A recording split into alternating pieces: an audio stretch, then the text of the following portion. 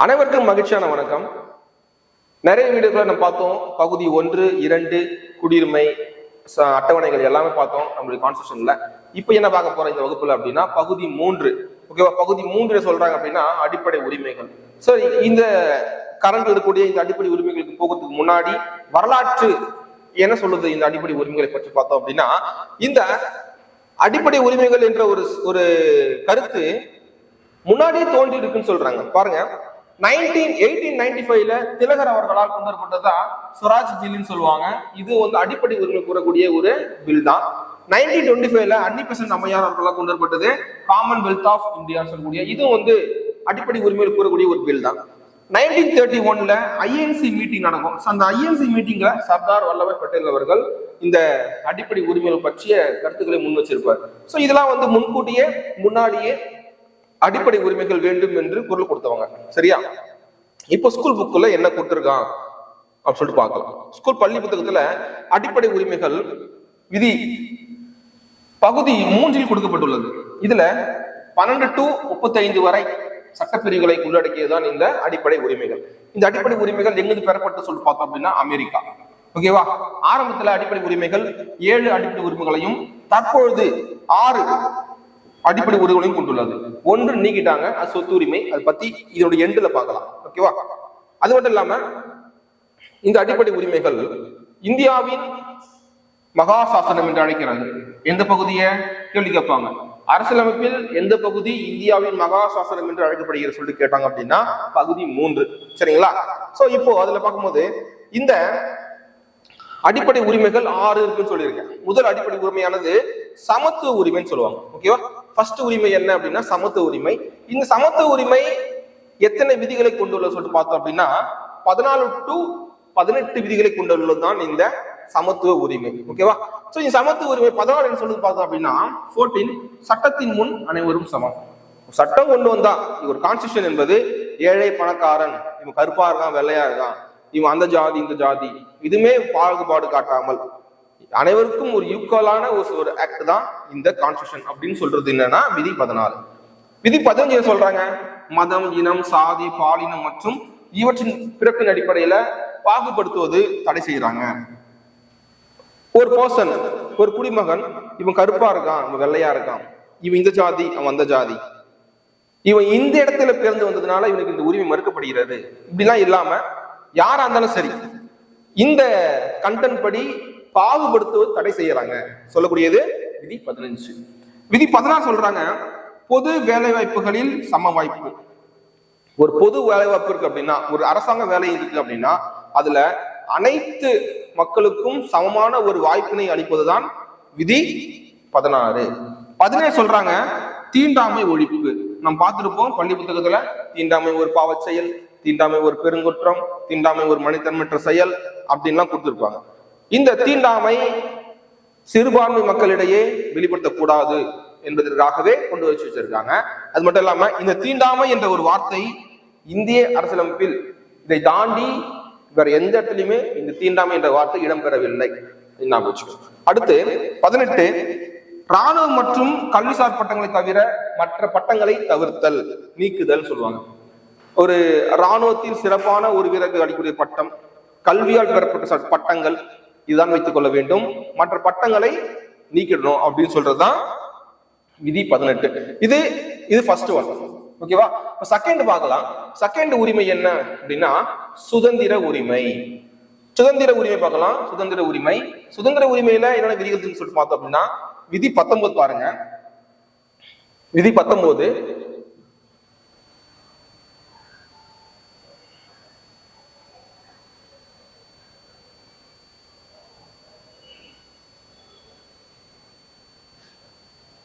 Okay, விதி 19 பார்க்கலாம். விதி 19 சொல்றாங்க பார்த்தோம் அப்படின்னா பேச்சு உரிமை, கருத்து தெரிவிக்கும் உரிமை, சங்கங்கள் வைக்கும் உரிமை, இந்தியாவில் எங்கு வேண்டுமென்றாலும் தங்கும் உரிமை, இந்தியாவில் எங்கு வேண்டுமென்றாலும் வேலை செய்யும் உரிமை, இதெல்லாம் கொடுக்கக்கூடியது என்ன அப்படின்னா விதி 19. ரொம்ப ரொம்ப இம்பார்ட்டன்டானது இதுதான். இந்த விதி 19 தான் இந்த தேசிய நெருக்கடி, மாநில நெருக்கடி போடும்போது முதலில் தடை செய்யப்படுவது இது என்ன அப்படின்னா விதி 19 தடை செஞ்சிருவாங்க. இதுதான் வந்து நெருக்கடிக்கான. அதை பத்தி பார்க்கும்போது பார்க்கலாம். இப்ப 19 சொல்றாங்க பேச்சுரிமை, கருத்துக்கள் தெரிவிக்கும் உரிமை, சங்கங்கள் வைத்துக் கொள்ளலாம், இந்தியாவில் எங்க வேணா போய் தங்கலாம், இந்தியாவில் எங்க வேணா நீங்க வேலை செய்யலாம், எல்லாமே நம்மளுக்கு ஒரு முழு சுதந்திரம் இருக்கிறது. அடுத்து விதி 20 சொல்றாங்க குற்றம் சாட்டப்பட்ட நபருக்கு உரிமை மற்றும் தண்டனையில் இருந்து பாதுகாப்பு பெறும் உரிமை.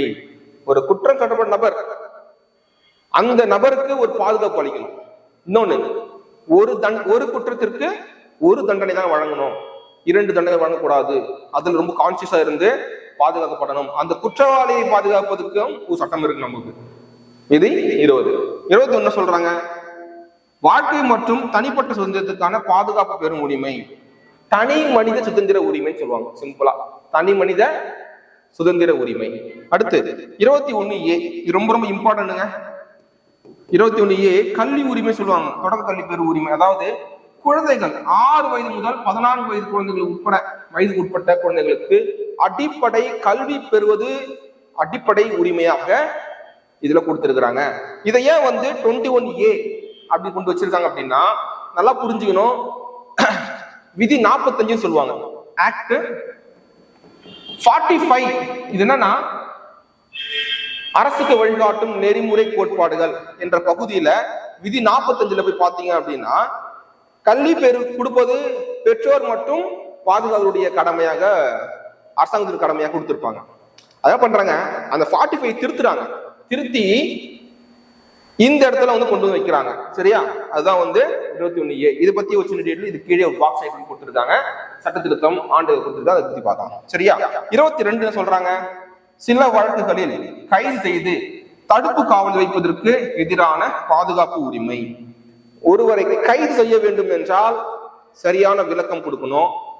அந்த கைது செய்யும் நபர் அவருக்கான ஒரு அட்வொகேட்டை வந்து சூஸ் பண்ணிக்கலாம். கைது செய்யப்பட்ட 24 ஹவர்ஸ்ல மஜிஸ்ட்ரேட் முன்னாடி ஒரு ஆஜர்படுத்தி அவரை சிறையில் அடைக்கணும். இதெல்லாம் ஃபாலோ பண்ணணும். இதுல ஒரு உரிமையாக கொடுக்கப்பட்டுள்ளது. இதெல்லாம் சொல்றாங்க, இதுவும் ஒரு அடிப்படை உரிமைகள் கொடுக்கப்பட்டுள்ளது.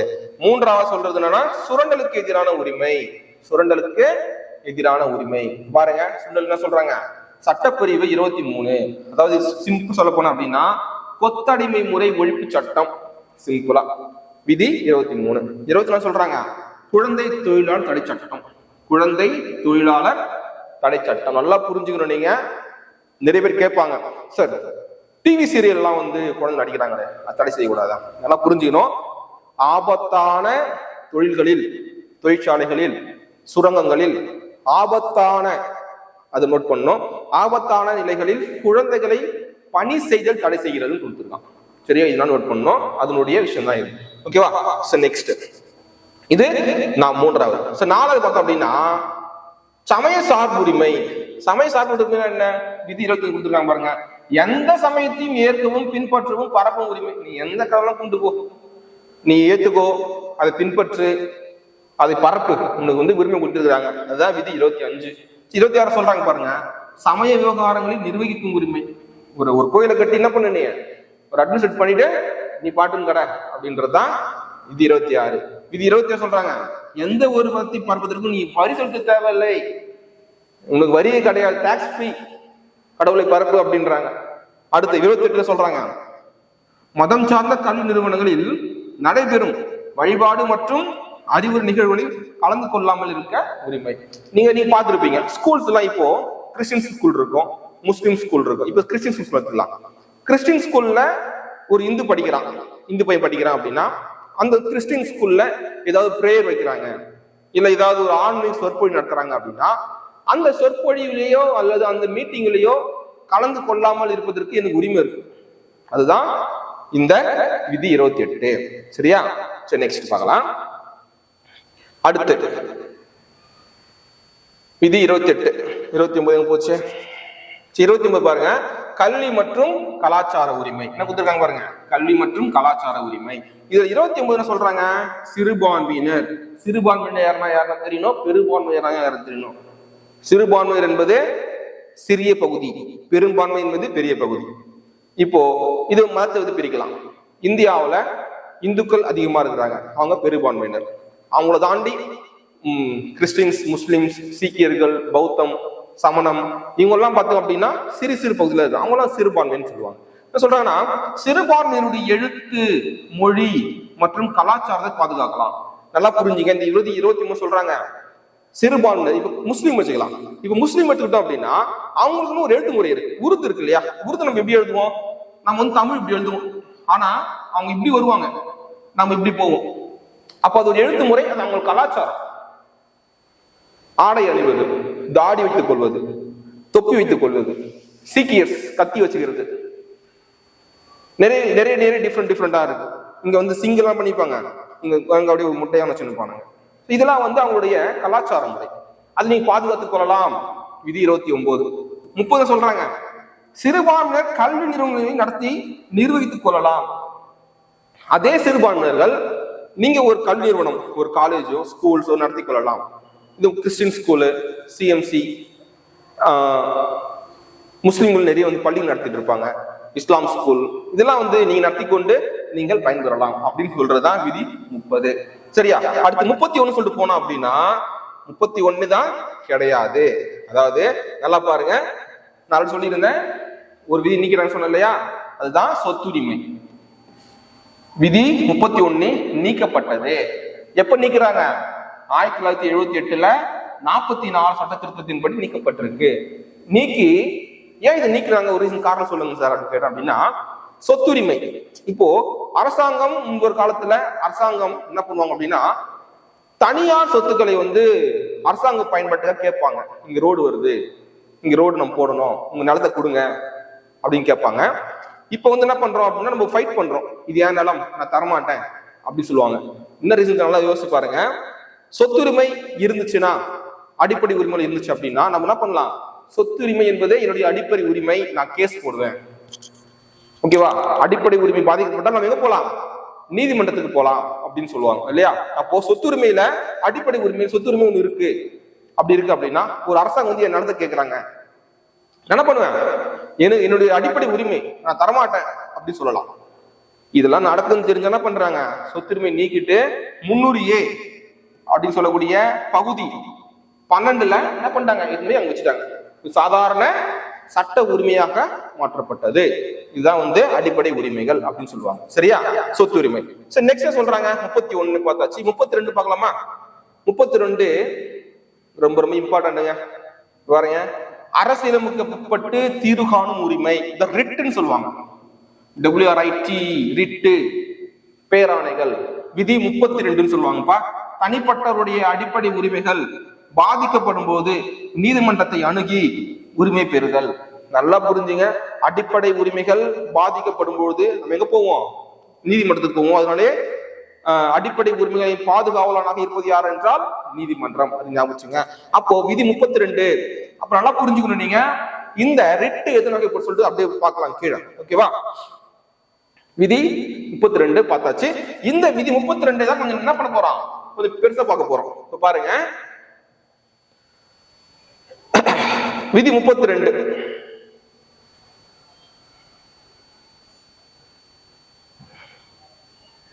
விதி 32 ஒண்ணுமே இல்லை. ரிட்டுனா என்ன?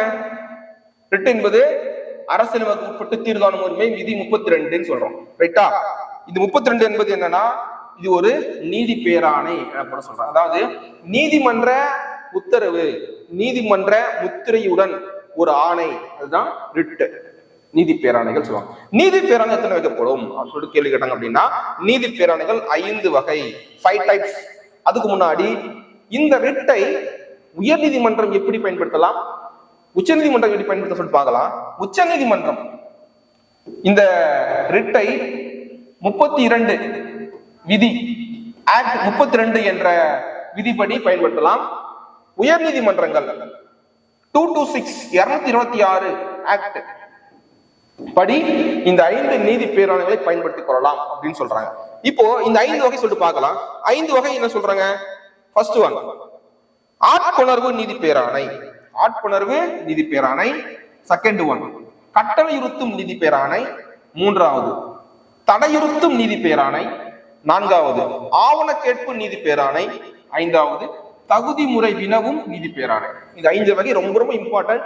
விதி 32 படி உச்ச நீதிமன்றமும் விதி 2 to 6 படி உயர் நீதிமன்றமும் இதை அப்ளை செய்து மக்களை பாதுகாக்கலாம் அப்படின்றதான். சரி, அடுத்து பார்க்கலாம். இதனுடைய விளக்கத்தில் பார்த்தலாமா? இது சொல்றாருன்னா, இந்த 32 தான் அம்பேத்கர் சொல்றாரு, இந்திய அரசியலமைப்பின் இதயம் மற்றும் ஆன்மா. அப்போ அந்த கான்ஸ்டிடியூஷனுக்கே ஒரு உயிர் போன்றது எது? விதி 32 தான். ஓகேவா? அரசியலமைப்பின் பாதுகாவலன் யார் என்றால் நீதிமன்றம், உச்ச நீதிமன்றம். சரியா, ஞாபகம் வச்சுங்க. இப்போ இதனுடைய விளக்கத்தை பார்க்கலாம். ஃபர்ஸ்ட் சொல்லியிருக்காங்க, ஆட்கொணர்வு நீதி பேராணை, ஹேபியஸ் கார்பஸ் சொல்லுவாங்க. ஹேபியஸ் கார்பஸ் ஒரு சட்டத்திற்கு புறம்பாக கைது செய்யப்படுவதில் இருந்து பாதுகாக்கப்படுகிறது. இல்ல ஒருத்தர் காணாம போயிட்டான், அவனுக்கு கண்டுபிடிச்சு கொடுக்கணும் அப்படின்னா ஆட்கொணர்வு நீதி பேராணை போட்டோம் அப்படின்னா அந்த லோக்கல் போலீஸ் ஸ்டேஷன் அவரை கண்டுபிடித்து நீதிமன்றத்தில் ஆஜர்படுத்துவாங்க. இதுதான் ஆட்கொணர்வு நீதி பேராணை. கட்டளையுறுத்தும் நீதி பேராணை என்ன? மாண்டமஸ் அப்படின்னு சொல்லுவாங்க. கட்டளையுறுத்தும் அப்படின்னா ஆர்டர், ஒரு செய்யாத ஒரு அரசாங்க வேலையை அதை செய்ய சொல்லி ஆர்டர் போடுறதுதான் கட்டளையுறுத்தும் நீதி பேராணை அப்படின்னு சொல்றாங்க. சரியா, அடுத்து மூன்றாவது தடையுறுத்தும் நீதி பேராணை. இது வந்து போனா ப்ரோஹிபிஷன் அப்படின்னு சொல்லுவாங்க. ப்ரோஹிபிஷன் அப்படின்னு சொல்லுவாங்க. இது ஒண்ணுமே கிடையாது, தடையுறுத்தும். ஒரு நீதிமன்றம் தன்னுடைய எல்லை மீறி செயல்படும் போது அந்த செயல்பாட்டை தடுப்பதற்காக ஒரு ஆணை பிறப்பிக்கப்படுகிறது. அதுதான் தடையுறுத்தும் நீதி பேராணை. மூன்றாவது பார்க்கலாம். ஃபோர்த் ஒன் பார்க்கலாம். ஆவண கேட்பு நீதி பேராணை என்ன? ஒண்ணுமே இல்ல, சிம்பிளுங்க. ஆவண கேட்பு நீதி பேரானா சென்சியரியோ அப்படின்னு சொல்லுவாங்க. ஆவண கேட்பு நீதி பேராணை ஒண்ணுமே இல்ல, டாக்குமெண்ட் கேட்பாங்க, சரியான ஆவணத்தை நீங்க சப்மிட் பண்ணுங்க அப்படின்னு ஒரு ஆர்டர் கொடுப்பாங்க. அதுதான் வந்து ஆவண கேட்பு நீதி பேராணை சொல்றது. சரி, நெக்ஸ்ட் ஐந்தாவதாக பார்க்கக்கூடியது என்ன? ஐந்தாவது பார்க்கக்கூடியது தகுதி முறை வினவும் நீதி பேராணை. இது சொல்றானா குவாரண்டோ அப்படின்னு சொல்லுவாங்க. இந்த நீதி பேராணை எதுக்கு அப்படின்னா, தகுதி, ஒரு இடத்துல நீ இருக்கு அப்படின்னா உனக்கு எந்த தகுதியில் அது வழங்கப்பட்டது அது நீங்க ஒரு ஆணையாக கொடுப்பாங்க, நீங்க சப்மிட் பண்ணணும் கோர்ட்டுக்கு. எல்லாமே நீதிமன்றம் தான், ஞாபகம் வச்சுங்க. ஓகேவா? இதுதான் வந்து தகுதி முறை வினவும் நீதி பேராணை அப்படின்னு சொல்லுவாங்க. ஓகே, இதுதான் வந்து 5 வகையான நீதி பேராணைகள். சரி, இது வந்து இந்த அடிப்படை உரிமைகளில் சில முக்கியமான விஷயம் இருக்கு பாருங்க. அடிப்படை உரிமைகளை நிறுத்தி வைக்கும் அதிகாரம் என்ன சொல்லி பார்க்கலாம். அதாவது என்னன்னா, அடிப்படை உரிமைகள் அப்படியே இருக்குமானா இருக்கும். சப்போஸ் ஏதாவது ஒரு எமர்ஜென்சி பீரியட், ஒரு போர், இல்ல உள்நாட்டு கலவரம், இல்ல ஒரு தொற்று நோய் நம்ம தாக்குது, கோவிட், இது போல சூழ்நிலைகள்ல நம்மளுடைய அடிப்படை உரிமைகள் நிறுத்தி வைக்கப்படும். ஃபர்ஸ்ட் எங்க கட் ஆகும் அப்படின்னா, நல்லா பாத்துங்க, விதி 352 என்னது? மத்திய நெருக்கடி சொல்லுவாங்க. இந்த மத்திய நெருக்கடி போட்டாங்க அப்படின்னா ஃபர்ஸ்ட் என்ன கட் ஆகும் அப்படின்னா, சட்டப்பிரி 19 ஆகும், நிறுத்தி வைக்கப்படும், தடை செய்யப்படுகிறது. தடை விதி 19 தடை செய்யப்படுகிறது. இதுக்கு ஆட்டோமேட்டிக் தடை செய்யப்படும். ஆனால் இது அப்ளை பண்றது யார் என்றால் குடியரசுத் தலைவர் தான் என்ன பண்ணுவாரு, இதை வந்து அப்ளை பண்ணி கொண்டு வருவாரு. ஆனால் குடியரசுத் தலைவராலையும் தடை செய்யப்பட முடியாத 2 விதிகள் இருக்கு, அடிப்படை உரிமைகள். என்னன்னு சொல்லிட்டு பார்த்தோம் அப்படின்னா, ஒண்ணு சட்டப்பிரிவு 20, 21. போய் பாருங்க, அப்படியே புக்ல போய் பாருங்க. விதி 20 என்ன கொடுத்துருக்கான், 21 என்ன கொடுத்துருக்கான் பார்த்துட்டு பாருங்க. இந்த 2 விதிகளும் குடியரசுத் தலைவரால் கூட நிறுத்தி வைக்க முடியாது. சரியா? நெக்ஸ்ட்